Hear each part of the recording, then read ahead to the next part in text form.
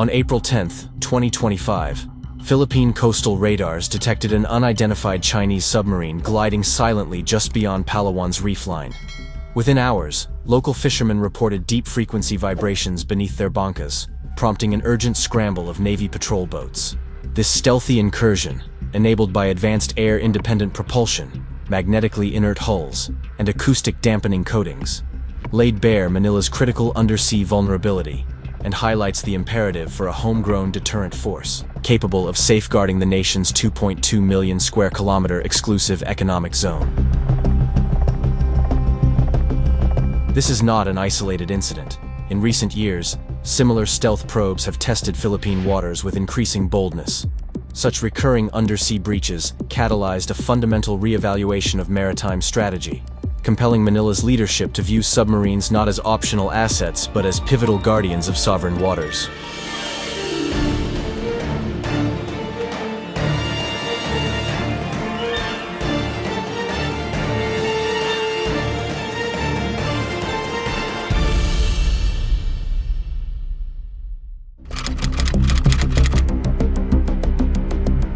For decades, the Philippines' maritime defenses have revolved around surface ships, coastal radar stations, and maritime patrol aircraft. Yet as drones, Coast Guard cutters, and surface combatants proliferated, the undersea domain remained a blind spot. Intelligence assessments throughout the 2010s flagged increasing Chinese submarine transits, ranging from aging Song-class patrol boats to modern Yuan-class boats equipped with air-independent propulsion, AIP, through contested waters near the Spratly Islands. Despite public outcry over Scarborough Shoal and Reed Bank shadowboxing, policymakers hesitated to invest in submarines, citing budget constraints and the complexity of underwater operations. The Palawan sighting shattered the illusion that the Philippines could deter covert maritime probes through surface presence alone.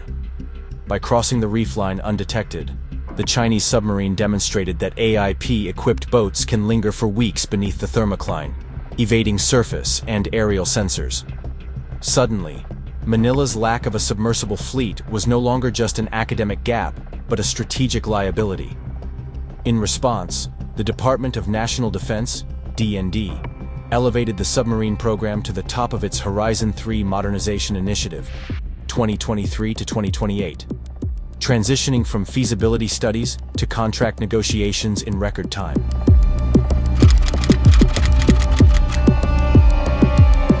On April 17, 2025, the D&D formalized its submarine ambitions by signing an industrial cooperation agreement with Italy's Fincantieri and Germany's ThyssenKrupp Marine Systems, TKMS, to procure the U-212 Near-Future Submarine, NFS.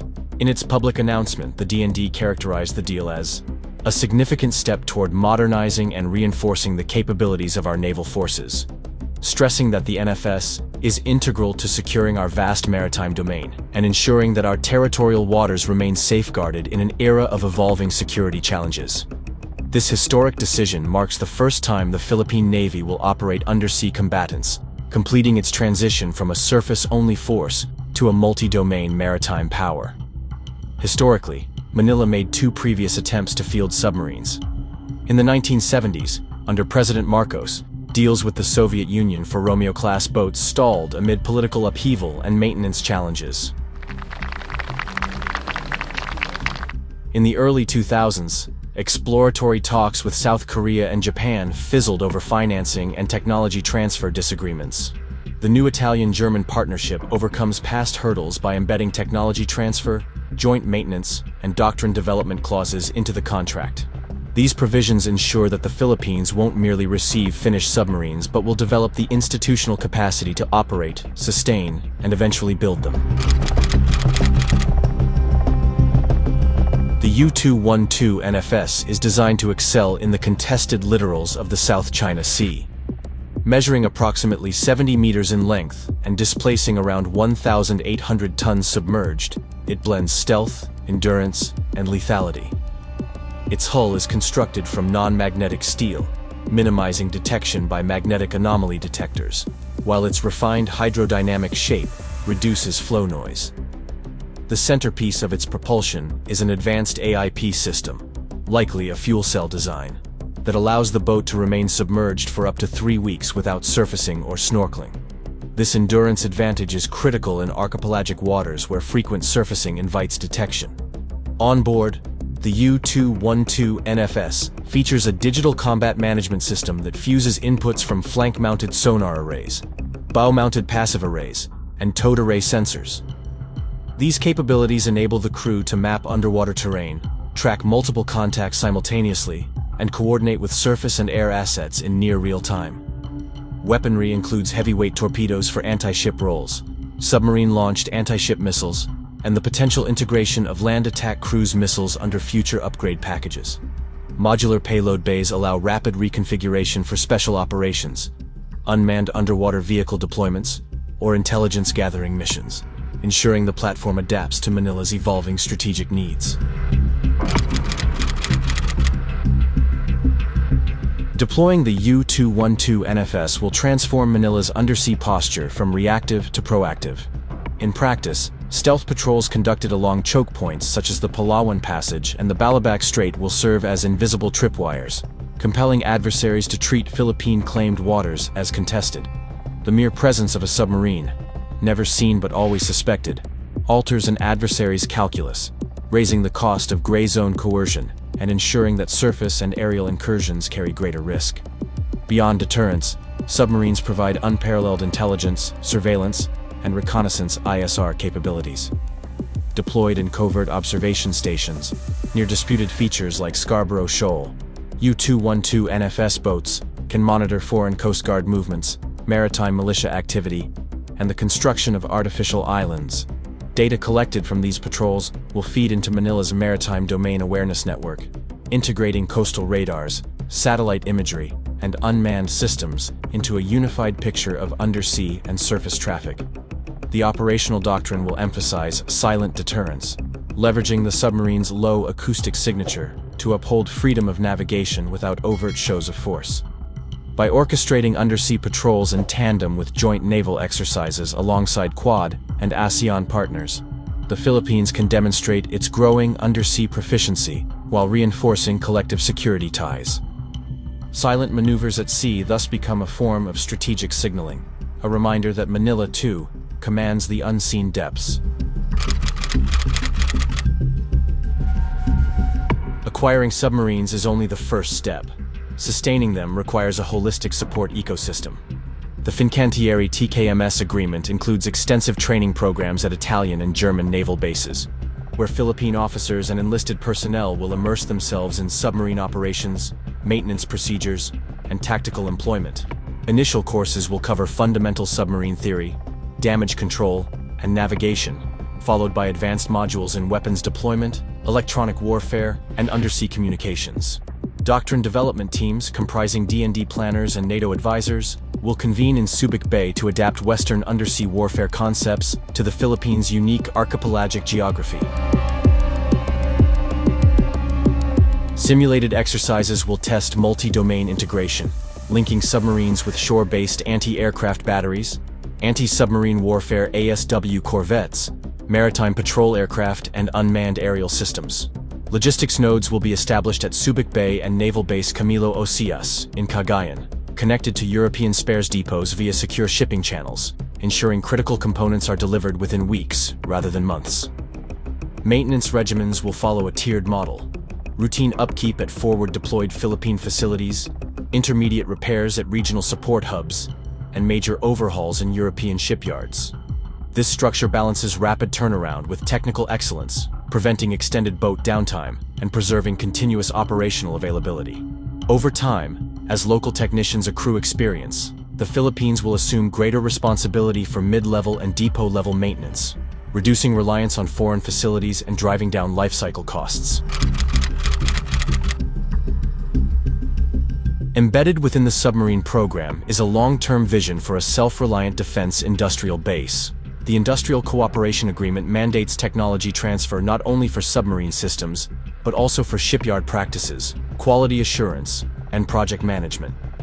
By 2030, a dedicated submarine support facility in Subic Bay will house dry docks bespoke to the U-212 hull form, pressure testing tanks, and specialized workshops for AIP module servicing. Adjacent to the docks, The Philippine Naval Engineering Academy will offer specialized curricula in undersea systems design, welding techniques for non-magnetic steels, and sonar calibration procedures. Local shipyards such as Hanjin Subic and Keppel Subic will receive capacity-building grants to expand their slipways, install hull alignment lasers, and train Philippine welders to German-approved certification levels. Concurrently, public-private partnerships will fund research centers focused on indigenous sensor development, noise reduction coatings, and unmanned underwater vehicles tailored to Philippine defense needs. As these capabilities mature, Manila can explore joint ventures to produce hull sections domestically, laying the groundwork for eventual co-production of next-generation submarines or other undersea platforms. This build-as-you-operate model ensures that every boat in the initial batch becomes a catalyst for industrial growth, workforce development, and technological innovation, transforming the Philippines from a passive buyer to an active co-developer in the undersea domain.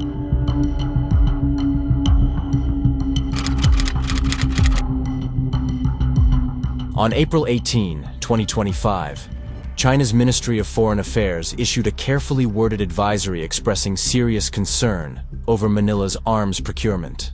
The spokesperson emphasized the need for restraint, warning that advanced submarine deployments risk escalating military tensions in the South China Sea, and urging all parties to adhere to diplomatic avenues for dispute resolution.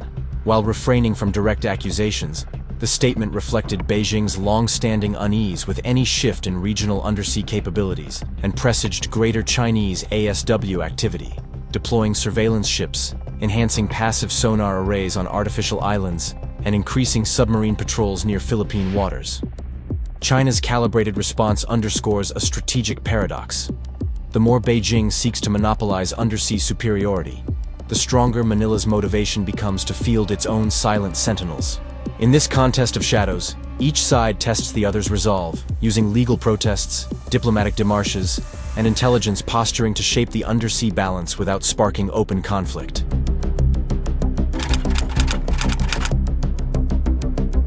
As the first U-212 NFS boats emerge from European shipyards in the late 2020s, Manila faces a critical, multi-dimensional roadmap.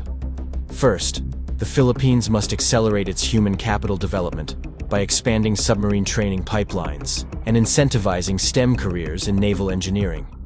Scholarships, officer candidate programs, and civilian apprenticeships will ensure a steady influx of technical talent capable of managing complex undersea systems. Second, Manila should fully integrate submarine operations into its National Maritime Domain Awareness (MDA) framework. By linking submarines with coastal radars, maritime patrol aircraft, unmanned aerial and surface vehicles, and commercial satellite feeds, the Philippines can create a layered detection and response network that leverages platforms above and below the surface. Joint exercises with Quad partners, Australia, India, Japan, and the United States, will reinforce interoperability, refine ASW tactics, and signal collective resolve. Third, the government must sustain long-term funding commitments. Submarine acquisition and sustainment represent one of the most capital-intensive defense expenditures in Philippine history. Rigorous budget oversight, multi-year appropriations, and transparent reporting will prevent cost overruns and ensure that maintenance, upgrades, and training never fall victim to competing priorities. Fourth, Manila should champion regional confidence-building measures, proposing a Southeast Asian Code of Conduct for submarine operations, a framework for notification, incident avoidance, and crisis communication, can reduce the risk of underwater collisions or near encounters that might trigger unintended escalation. Paired with joint scientific surveys in the Sulu Sea and humanitarian assistance drills in the Celebi Sea, these soft power initiatives demonstrate that submarines serve not only to deter adversaries, but also to enhance collective maritime safety. Good morning. Finally, Philippine policymakers must balance hard power with smart diplomacy. While submarines will underpin a credible defense posture, Manila should continue engaging Beijing through bilateral channels, ASEAN forums, and the South China Sea Code of Conduct negotiations. By coupling robust undersea capabilities with earnest diplomatic outreach, the Philippines can navigate the fine line between deterrence and dialogue, ensuring that its sovereign rights are defended, its security interests are advanced, and its commitment to regional stability remains unwavering.